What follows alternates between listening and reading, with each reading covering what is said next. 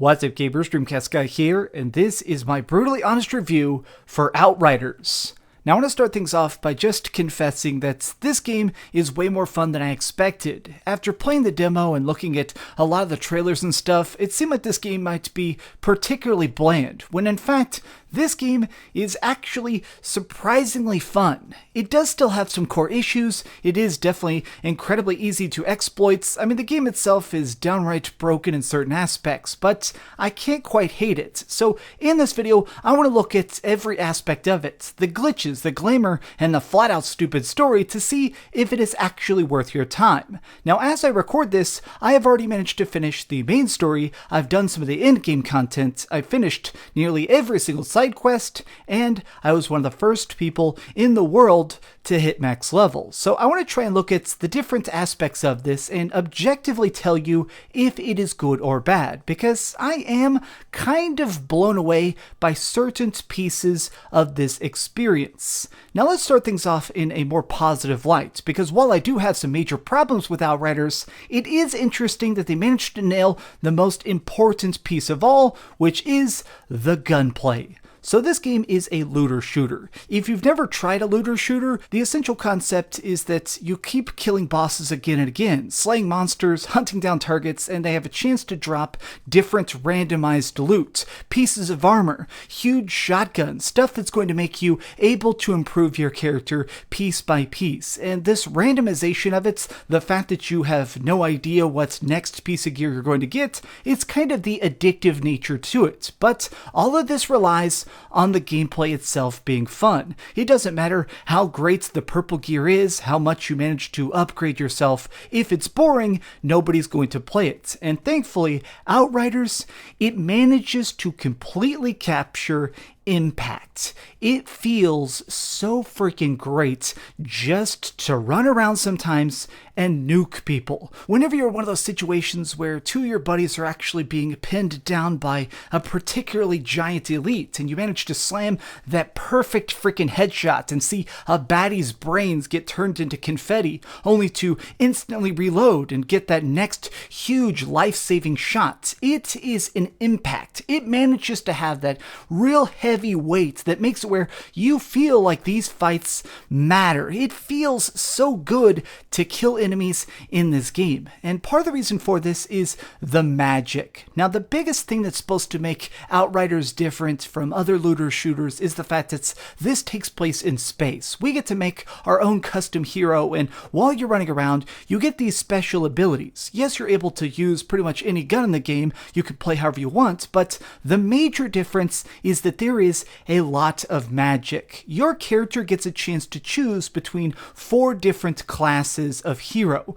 There's the electric Trickster, who can teleport around the battlefield with electric knives and do things like stab targets or slow down time. There's the fiery Pyromancer, who can ignite enemies with waves of fire and turn them to literal ash. There's the Devastator, who works as a tank and specializes in absorbing damage. Or my personal favorite is the Technomancer. He's like a long-range attacker, and I have all these gadgets that let me do things like blow people up or sometimes just heal teammates.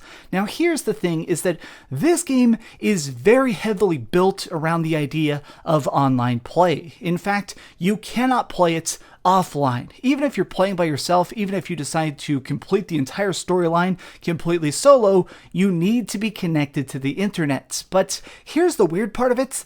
This game is technically not a games as a service project. There's probably going to be updates and stuff, but this is a fully complete experience. I mean, I could say that because I finished it. There is a total story. There is everything in this. It doesn't have a stupid cliffhanger. They're not trying to bait you into doing DLC. The game is completely done, but it's weird that it actually requires you to play multiplayer, because the game is definitely built only for that. I actually tested playing solo.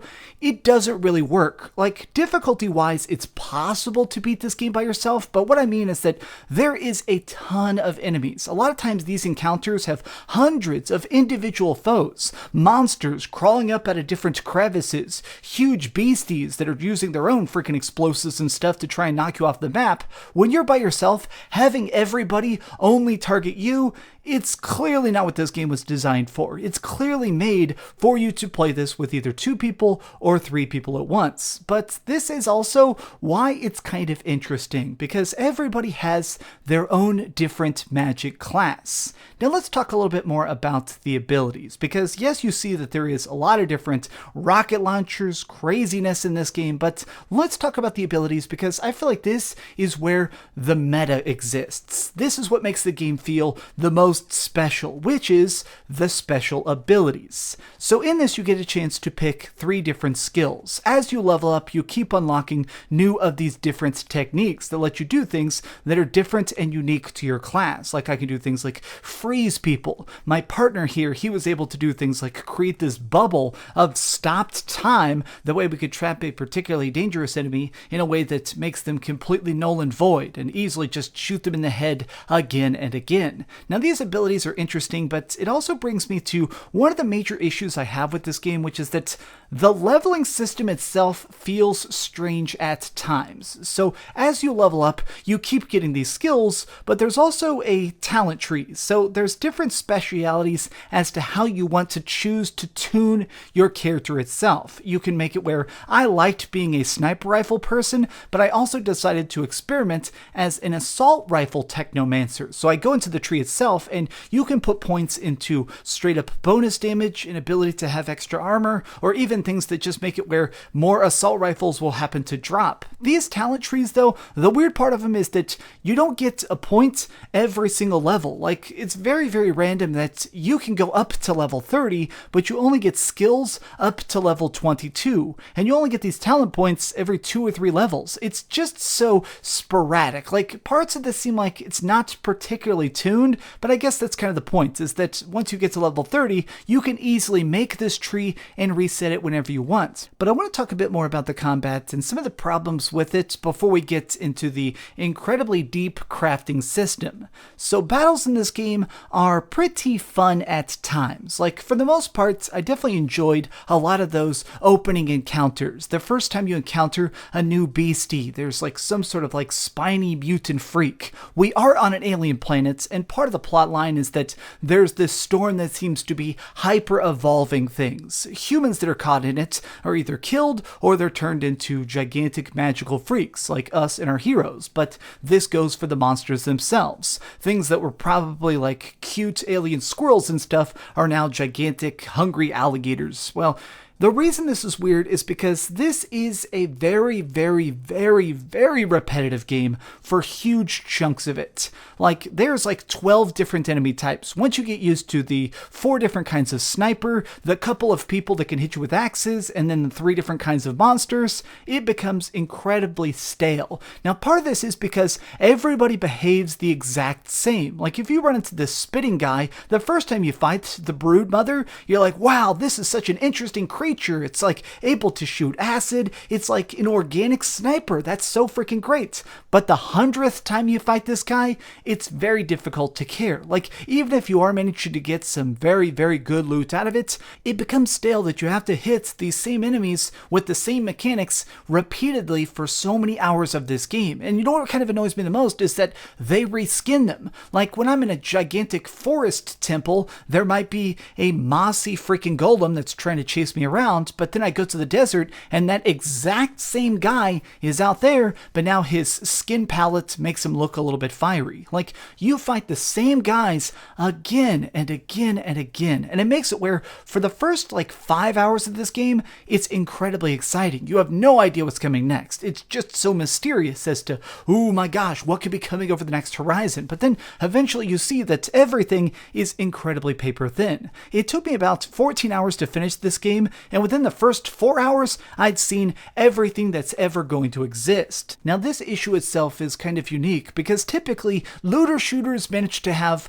much more randomized foes. Because you're getting this randomized loots with different cool pieces of gear on it and stuff, they manage to make the game itself constantly shifting and changing. That way you yourself are having to adapt. But this game, The only thing they try and do to make things get spiced up is the world tier system. So there is a very in-depth difficulty ability system in this, which basically makes it where you can constantly, on the fly, turn the difficulty way the heck up or way the heck down. Let me show you a specific example as to how this works and why I think it's an interesting idea that I wish just went a little bit further. So when you go into these areas, everybody is just already there to ambush you. The game itself is kind of just going from arena to arena, fighting these guys and then moving on to the next big checkpoint. Well, when you walk in here, everybody is already set up. Depending on the world tier difficulty, this makes it where they're going to deal more damage or take more damage. Basically, you can make it so enemies are incredibly weak or super strong. And the more you're able to turn the difficulty up, cranking it to higher and higher world tiers, you get way better loot. Like some of this stuff, like sometimes I'd be level 25 and finding level 32 guns, stuff that could absolutely melt people. Whereas if you turn the world tier down, yes, you're able to clear content quicker. You could probably beat this game in like 8 hours if you beat it completely on world tier 1. But if you choose to turn that difficulty up, if you choose to get 50 headshots instead of 1 headshot on these enemies, they can drop some freaking jaw-dropping weapons, some stuff that is just mind-meltingly powerful. And that is the true incentive here, is because you're constantly trying to get the coolest, flashiest loot, I think it's definitely a good incentive. I think it's definitely a good motivator to keep the world tier as high as possible at all times. Because yes, it can be very savage at times getting killed again and again and again, but when you manage to get that next giant upgrade, it feels nice. There's a theme they talk about a lot in Outriders, which is persistence. The only humans that have managed to survive this terrible alien planet, who have managed to survive the storms and surpass all the freaking evil monsters that are out in the wild, are those who manage to persevere. Those who fight back the hardest are the ones that truly deserve to breathe another day. And I'm actually kind of impressed that they baked this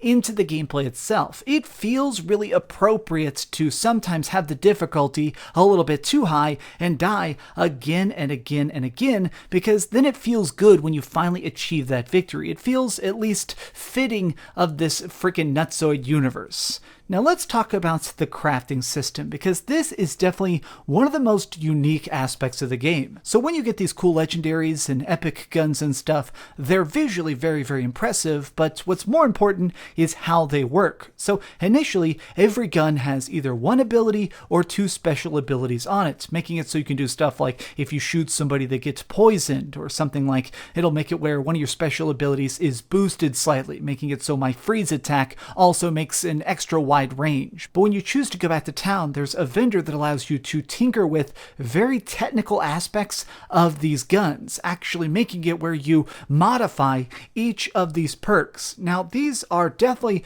my favorite part of the game, is customizing gear. Like, it is so freaking fun because these abilities are so wildly different. Like, at one point I got a sniper rifle that made it where if I got a headshot, it didn't cost me a bullet. It would instantly put it back in my clip. So at times, even if I was low on ammo, I'd switch to that specific sniper rifle. I would blast people with that to make sure I could just have practically infinite ammo as long as I was accurate. Or I found this set of armor that put out this slow pulse of damage in every single direction, or things where you can make it where every time you kill somebody, you get a small shield to incentivize somebody that's playing Trickster or something to mow down the tiny minions and build up a big shield before you try and tackle that next major boss. These different aspects of your gear and the ability to actually go in here and mess with every part of it, even upgrading and paying currency to make it get boosted in level, this is such a fun part of the game. Now, it seems so nerdy, but it's just so freaking delightfully thrilling to get a gun that's already strong and then spend your raw iron or raw materials to boost every bit of its crits, every bit of its firepower, to make it where you're hitting people for tens of thousands of damage with every single shot. I love, love, love the gearing in this. But now that we've talked a lot about the positives of this game, it's time to get our hands dirty. It's time to look at some of the issues of this game that are very, very bizarrely bad. The first thing is that the story is pathetically bad. Like, this is seriously one of the worst written stories I've ever seen in my entire life, and I've played some pretty cringy games. The whole idea is that we're chasing a signal. We wake up in this, we've been cryogenically frozen, we wake up on this alien planet, and there's this huge radio frequency way off in the woods, and the whole game, you're just chasing this signal. Literally, this entire game is pretty much just getting in your car, driving in a cutscene to the next destination, clearing out a base, tapping a couple keys on a keyboard, and going, oh man, now we have the next coordinates.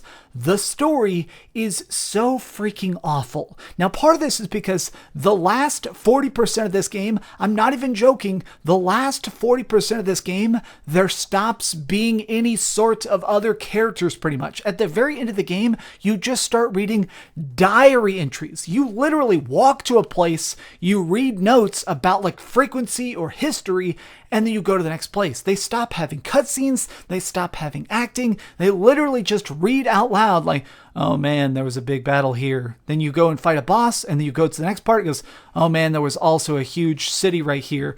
It is the most boring and lazy freaking way to show a story that I have ever seen in my life. What's kind of shocking about this is that the side missions have more plot than the main story. Like, I don't even know how you managed to screw this up so badly, but the story itself, the main plot, is so pathetically terrible. Now, part of this is because the voice actor sounds incredibly bored. Like, at all times he talks like this.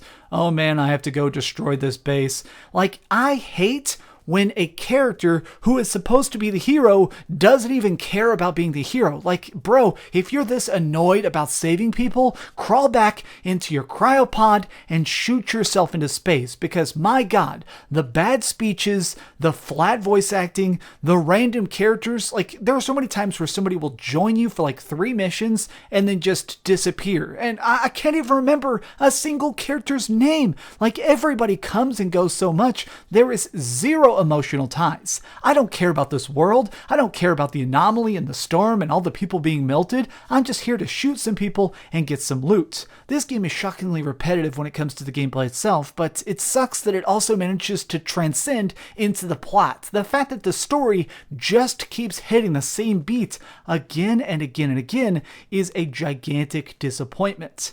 Now, the other part of this that definitely drags the experience down is that this feels like a very unpolished game in certain aspects. It's fun to blast people. I'm not going to pretend that this game is bad in that aspect, but the weirdest part is that there's lots of little exploits. Like, one of the weird things is that if everybody's playing as a class that can freeze people, you can completely stun lock an enemy. You can make it where somebody cannot fight back 0 times. You can make it where somebody never moves an inch. Even a super boss is completely useless if you totally stun lock them. But there's even tiny exploits that are kind of funny. Like, at one point we discovered that if you go to certain areas, there will be these treasure chests, which if you open, give you a couple random pieces of gear. Well, sometimes there will be a treasure chest next to a fast travel point. You can just fast travel to town, back to that flag over and over, and keep getting free loot. This exploit can go on forever. Like, I can seriously get infinite free guns for absolutely 0 work. I could do this while just watching Netflix and have every single epic in every single slot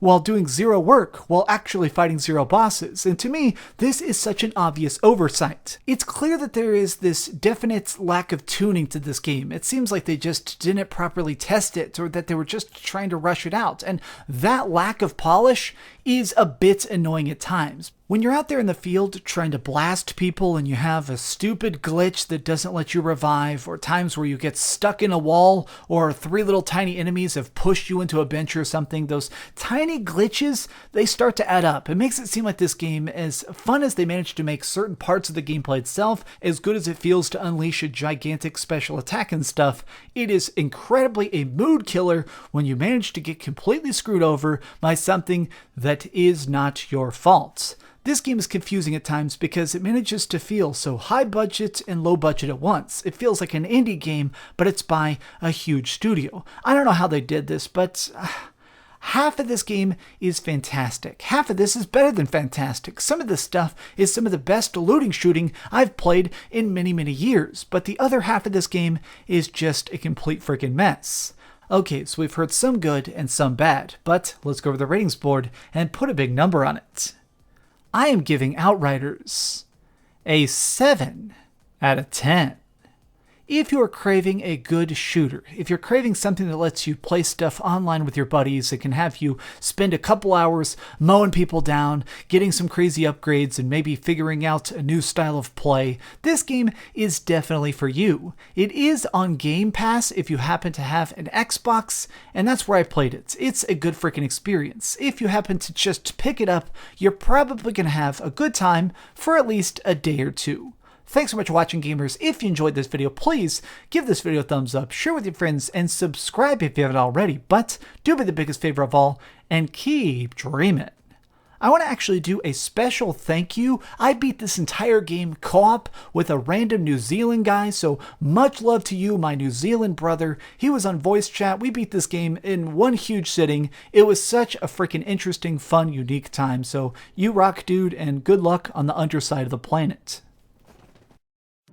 Thanks so much for watching that video. If you want to see something else, you can always click this link to see what I put up last, or, subscribe and see what's coming up next. Also, I promise that whatever I do, it'll try not to suck.